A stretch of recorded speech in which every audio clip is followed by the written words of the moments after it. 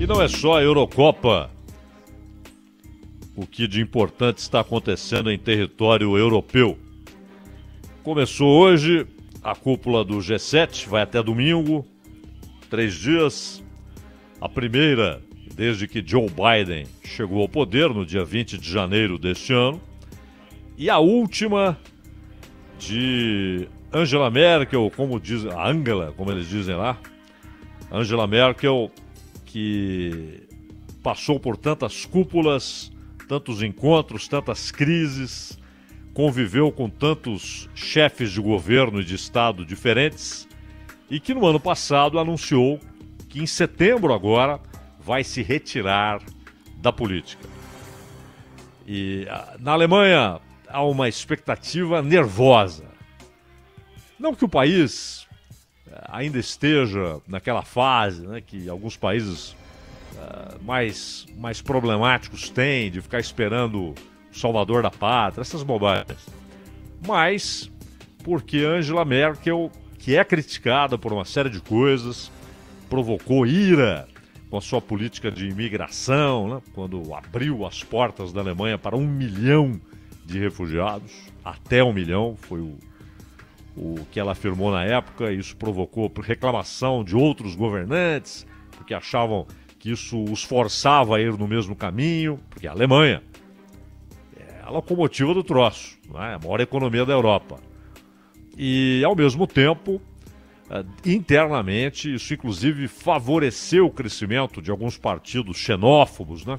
Que aproveitaram a reação interna a essa posição da Merkel. Mas o fato é que aí o tempo passa, os meses avançam e os alemães sabem que ali está alguém que lhes garante estabilidade, serenidade.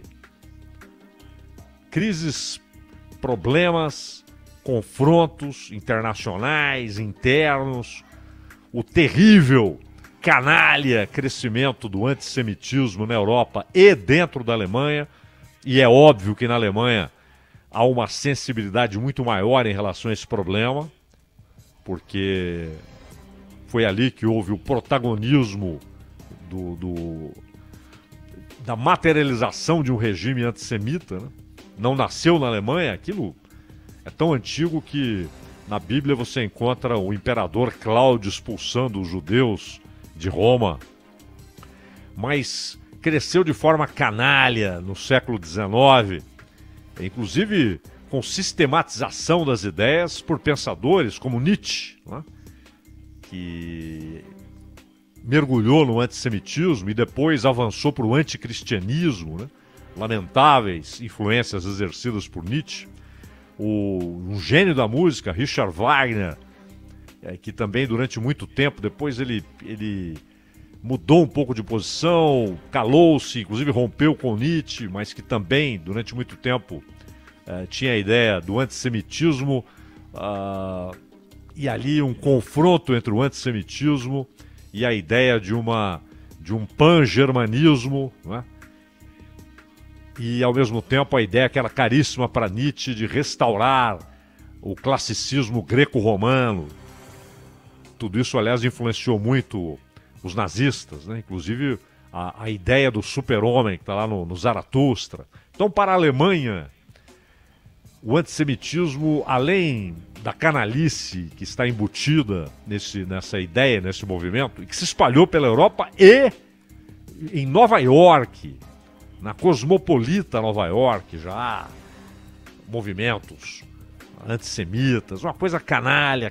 Mas na Alemanha, além disso, há uma sensibilidade histórica. E a Merkel teve de lidar com isso. Crises com a Rússia, crises com a França, crises com a Itália. E os alemães olhavam e lá estava a serenidade. Enfrentando crises da mesma maneira que ia para uma solenidade de inauguração de um prédio. Serena. E eles sabem que essa serenidade de Merkel você não adquire no supermercado. Não adianta fazer com que um novo líder, o seu sucessor, busque no mercado, compre na esquina as características pessoais da Merkel. Então há uma expectativa nervosa na Alemanha e na Europa. Porque Macron nunca mostrou estatura política. Vamos nos limitar ao plano geral. Estatura política para ser o grande líder europeu. Então, a Itália, na sua instabilidade, né? Da tarde para a noite, o Salvini pode chegar ao poder. Hoje está um europeísta, mas amanhã ou depois pode chegar um Salvini no poder. E o Reino Unido foi embora, saiu da União Europeia. Então há um nervosismo claro na Europa, o que será depois de setembro, né?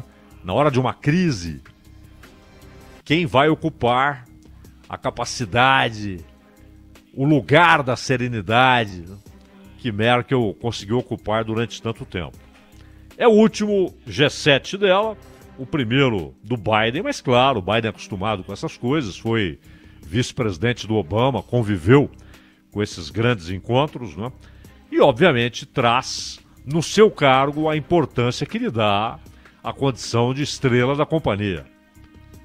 Ele é simplesmente o presidente dos Estados Unidos. Então, o presidente dos Estados Unidos sempre chega como a referência, o principal líder, aquele que todo mundo quer ouvir, aquele cujas palavras vão dar o tom do G7, que já foi G8 por um tempo. Era G7, aí virou G8 com a Rússia. Depois, com as crises entre o Ocidente e a Rússia deixou de ser convidada e o G7 voltou à sua formação original. Estados Unidos, Canadá, Japão, Alemanha, Reino Unido, França e Itália. Os países tidos como mais desenvolvidos. É sempre discutível, né? O conceito é de desenvolvimento. Não são os 7 mais ricos mais, né? Mas são os mais desenvolvidos e ricos. São ricos. Embora alguns bem mais ricos. A Alemanha é muito mais rica que a Itália, por exemplo. Então, esse encontro, há pouco o Ronald falou sobre vacina, a Maria Caltabiano falou sobre vacina, e vacina será um dos temas. Por quê? O Biden, a gente falou disso esta semana, o Biden prometeu 500 milhões de doses para países pobres. E até dissemos aqui que ele tem razão e não colocar à disposição de todo mundo, porque quem pode pagar, que pague.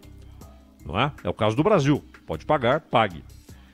Isso é para países que não podem pagar.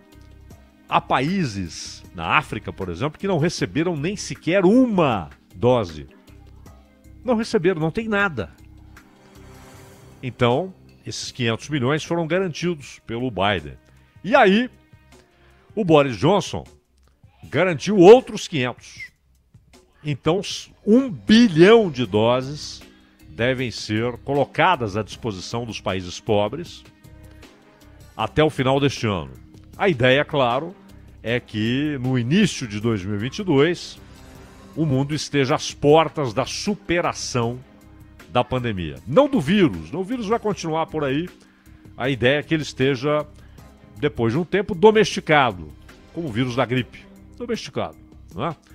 Pode provocar problemas isolados aqui e ali, alguém ter uma reação mais forte, como a gripe ainda provoca, a gripe ainda mata. Mas são casos isolados, não é?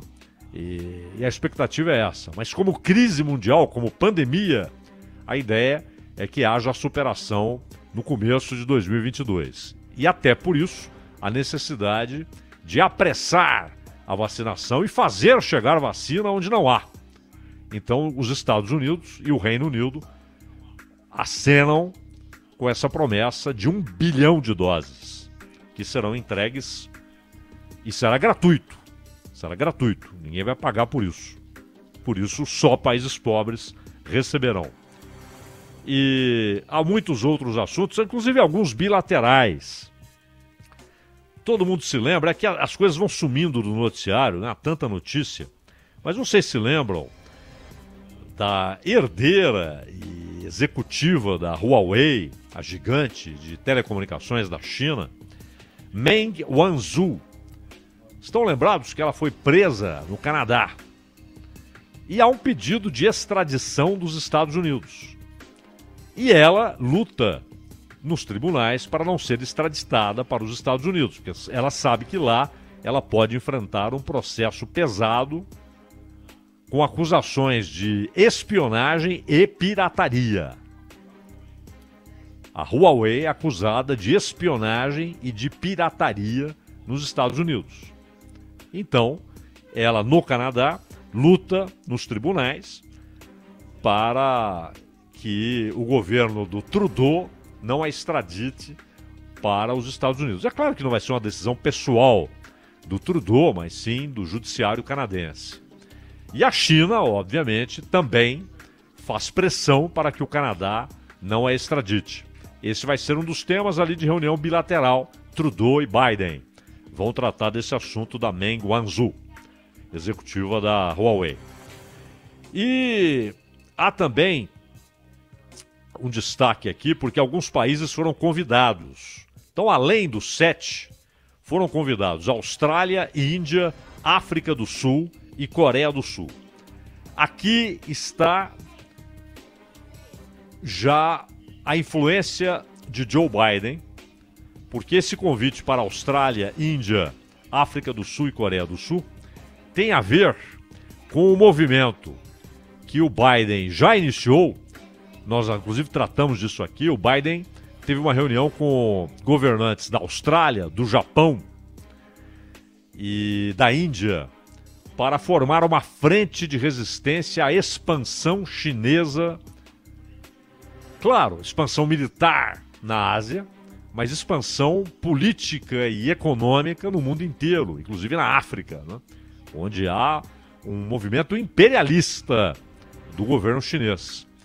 Então, a Austrália, que tem tido problemas sérios, inclusive houve suspensão das relações comerciais com a China, porque a Austrália acusou a China de invasão por intermédio de hackers chineses, que obviamente são controlados pelo Estado, isso é uma obviedade, invasão de documentos digitais do parlamento australiano e do gabinete do governo da Austrália, né, que é parlamentarista. Então, a Índia tem tiroteios ocasionais ali na fronteira com a China. Interessante que ambos, assim como a África do Sul, Brasil e Rússia, fazem parte dos BRICS, formam os BRICS, né? E, no entanto, China e Índia têm problemas sérios na fronteira, e a Índia, inclusive, sabe que a China está ganhando muita influência dentro do Paquistão, e é bom lembrar que Paquistão e Índia já foram à guerra 3 vezes, 2 delas por causa da Caxemira, onde há uma região, você tem a Caxemira indiana, onde a maioria da população é muçulmana. São mais de 100 milhões de muçulmanos na Índia, que a Índia tem 1 bilhão e 300 milhões de habitantes. A maioria é hindu, mas há mais de 100 milhões de muçulmanos na Índia. Esse é um assunto muito delicado. E Paquistão, que é majoritariamente, é óbvio, islâmico, e a Índia não só foram à guerra 3 vezes, como ambos desenvolveram armas nucleares. Paquistão e Índia têm armas nucleares. E a China tem cada vez mais usado essa influência no Paquistão para tentar pressionar a Índia. E já houve várias vezes, inclusive este ano, tiroteios na fronteira entre soldados chineses e indianos. Coreia do Sul, que tem problemas também com a China e com o controle que a China exerce na Coreia do Norte, né? E claro, o Japão é membro permanente, é um dos integrantes do G7. Era a principal economia da Ásia, chegou a ser o segundo PIB do mundo, né? Hoje, claro, o Japão tem a segunda economia da Ásia, a primeira é a da China. E vão tratar de meio ambiente, de comércio, claro, comércio, saúde, desenvolvimento, questões ligadas à juventude, mulheres, ciência, sociedade civil, trabalho, mercado de trabalho e OTAN. Aí, claro, quando o assunto é OTAN, não haverá participação de Austrália, Índia, África do Sul e Coreia do Sul. É uma reunião intramuros, porque o Trump, vocês se lembram, o Trump, ele sempre que havia uma reunião na Europa, ele dava uma estocada. Mas escuta aqui, os Estados Unidos não vão ficar bancando sozinhos a estrutura da OTAN, vocês tratem de colocar dinheiro. há um compromisso de que 2% do orçamento de vocês seja para a OTAN, orçamento militar. Isso não está sendo cumprido. E muitas vezes criticou a falta de lealdade, nas palavras do Trump, dos europeus em relação à proteção que eles têm nos Estados Unidos. Chegou a ameaçar o Trump retirar os soldados da Europa. Isso é um status desde a Segunda Guerra Mundial, né? Grande parte da Europa Ocidental, e isso se desenvolveu durante a Guerra Fria, é protegida pelos Estados Unidos, assim como o Japão, a Coreia do Sul. Há soldados e armamento de primeiríssima linha e a garantia de proteção nuclear dos Estados Unidos para o Japão, para a Coreia do Sul e para a Europa Ocidental, embora França e Reino Unido também tenham armas nucleares. Mas quando se trata de Rússia, é claro que a resposta francesa ou inglesa, ou ambas reunidas, combinadas, não seriam suficientes para deter a Rússia, nem de longe, nem de longe. Então estão todos sob a proteção dos Estados Unidos e a OTAN. E o Biden pretende ter uma relação amistosa quando o assunto for OTAN, diferentemente do Trump, que era hostil em relação aos parceiros europeus nesse sentido, dizendo, pô, vocês não pagam a conta. Se continuar assim, eu vou retirar os soldados americanos daí, o que seria uma mudança, em termos de geopolítico, uma mudança assustadora em relação àquilo que se organizou no pós-guerra, não é? Mas, vale notar, Ronald e Maria, que o Biden não viajou à Europa apenas por causa do G7. É uma viagem de 8 dias. Então, ele tem... E aí é o ponto culminante. Mais importante do que todas essas reuniões, do que essas conversas, a conversa com o Trudeau, o abraço de agradecimento na Merkel, não é? A tentativa de aparar arestas aqui e ali com a França. Tudo isso será a abertura, o aperitivo. O grande momento dessa viagem está marcado para dia 16 de junho, quarta-feira, em Genebra, quando Biden e Putin se reunirão. Esse é um grande momento. E há muita coisa a ser discutida. Muita coisa a ser discutida. Inclusive, talvez a tentativa do Biden de ali no tete-a-tete tentar desfazer a grande tensão provocada por ele, Biden, quando, em uma entrevista nos Estados Unidos, foi perguntado, e convenhamos, aquela pergunta é jogo de vôlei, né? Já estava certo que a pergunta seria feita, e por isso a pergunta foi feita, senão não faria sentido o entrevistador fazer aquela pergunta. Presidente Biden, o senhor acredita que Vladimir Putin é um assassino? E o Biden respondeu, sim, eu acho que sim, eu acredito que ele seja um assassino. E aí o Putin disse que, primeiro, que as declarações do Biden foram infanto-juvenis, né? De quem não sabe o que está jogando, não tem ideia do que está falando. E que foi, além de uma agressividade gratuita, foi infantil. Infantil. Então, isso já provocou uma tensão. Por outro lado, enquanto essa declaração do Biden provocava manchetes e manchetes e manchetes, a Rússia e os Estados Unidos trataram de prorrogar um tratado que estava à beira do colapso, que é o tratado que limita o número de ogivas nucleares com verificação mútua. Há muitos problemas nessa verificação. Tudo bem, tem satélite, tem espionagem, a inteligência sabe, mas há algumas declarações oficiais que o outro país se sente obrigado a receber como verdadeira. a declarações que são recebidas como verdadeiras, porque também aquele que as recebe como verdadeiras faz de conta que acredita. Ele também dá informações que são limitadas e que o outro lado também faz de conta que acredita naquelas informações. Faz de conta que acredita que elas são verdadeiras. Porque há silos e mais silos, há submarinos preparados para o disparo de mísseis, inclusive de longo alcance, ou seja, capacidade de atingir um alvo para além de 5.000 quilômetros.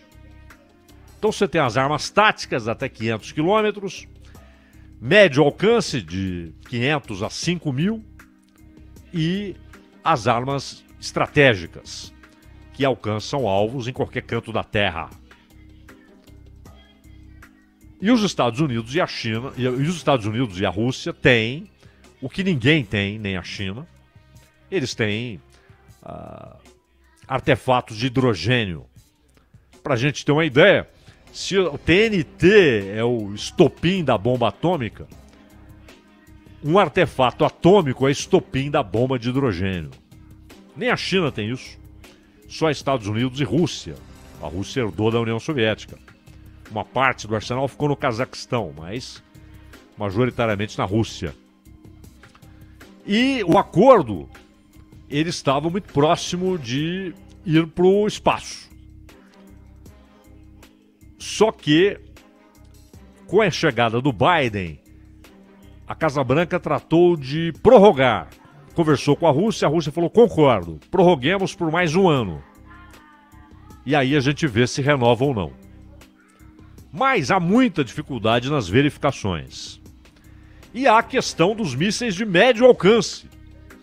Houve um acordo entre Reagan e Gorbachev, portanto, década de 80 do século passado, um acordo para a limitação desses mísseis de médio alcance, para a limitação, inclusive, do desenvolvimento desses mísseis, proibição em alguns casos, e para que a Europa ocidental deixasse de ser alvo de Moscou.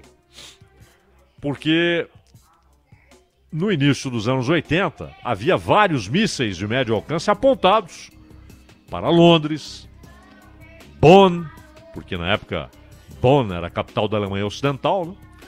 Paris, obviamente, Bruxelas, Estocolmo, que é ali pertinho da Rússia. E facilmente essas capitais seriam atingidas. Lisboa, Madrid. Então, na época, isso levou uma tensão muito grande, porque os Estados Unidos tinham um compromisso de defender a Europa.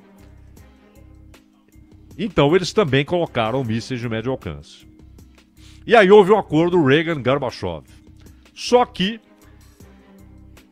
não faz muito tempo, no ano retrasado, 19, os Estados Unidos disseram, olha, a Rússia não está cumprindo, ela está desenvolvendo uma geração novíssima de mísseis de médio alcance e com capacidade de atingir as capitais europeias.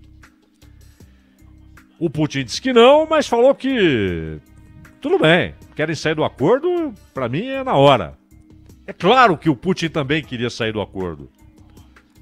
É claro que ele fez com que chegasse ao Ocidente a informação daqueles mísseis que estavam sendo desenvolvidos.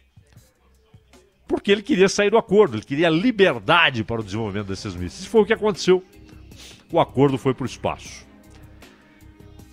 E, ao mesmo tempo, vejo aqui uma notícia que o Ronald Gimenez mandou para mim.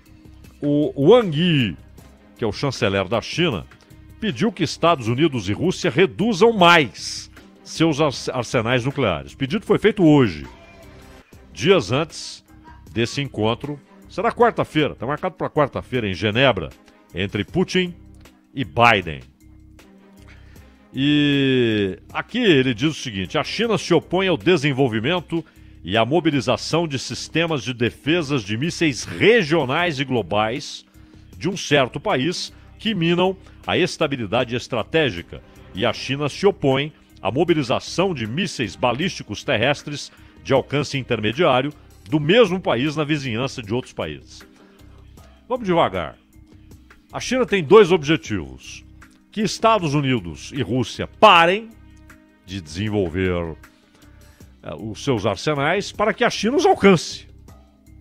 Segundo, como hoje Moscou e Pequim são aliados, como nunca foram, nem quando havia a União Soviética e o regime maoísta na China, eles só foram por um período aliados quando Stalin claramente mandava na liderança chinesa no começo da Revolução. A Revolução foi em 49, até Stalin morreu em 53, a influência dele era extraordinária. E tanto que aquela história de plano quinquenal, industrialização rápida, aquilo tudo foi ideia do Stalin para a China. E quando em 56 o Khrushchev, no 20º Congresso do Partido Comunista da União Soviética, denuncia os crimes de Stalin, e, portanto, a União Soviética ali anunciava o seu rompimento com Stalin. Na verdade, não rompeu com o stalinismo, né? Isso é que é interessante. Rompeu com Stalin, que já havia morrido 3 anos antes. Mas o stalinismo nunca foi desmontado. Inclusive, permaneceu com muitas de suas características nos 18 anos que o Brezhnev, depois do Khrushchev, né? Quando o Khrushchev é derrubado num golpe ali, um golpe branco em 64, o Brezhnev chega ao poder e fica 18 anos até morrer. Então, a China, mesmo depois da denúncia feita pela União Soviética, não foi pelos Estados Unidos, pela França, pela União Soviética, dos crimes de Stalin, a China não rompeu com o culto à personalidade de Stalin e, claro, não rompeu com o stalinismo. Mas depois da morte de Stalin, os dois se distanciaram e no final dos anos 60 chegou a haver tiroteio na fronteira de China e União Soviética. Então, hoje é o melhor momento da relação entre Pequim e Moscou. E quando Pequim diz que é contra mísseis de médio alcance perto da fronteira de um outro país que também tem armamento nuclear, está defendendo quem? A Rússia. Porque os Estados Unidos estão organizando a instalação de baterias, inclusive na Polônia, a pedido do governo polonês, que se sente permanentemente ameaçado pela Rússia e quer mísseis lá. E a Rússia receia que até os países bálticos recebam essas baterias.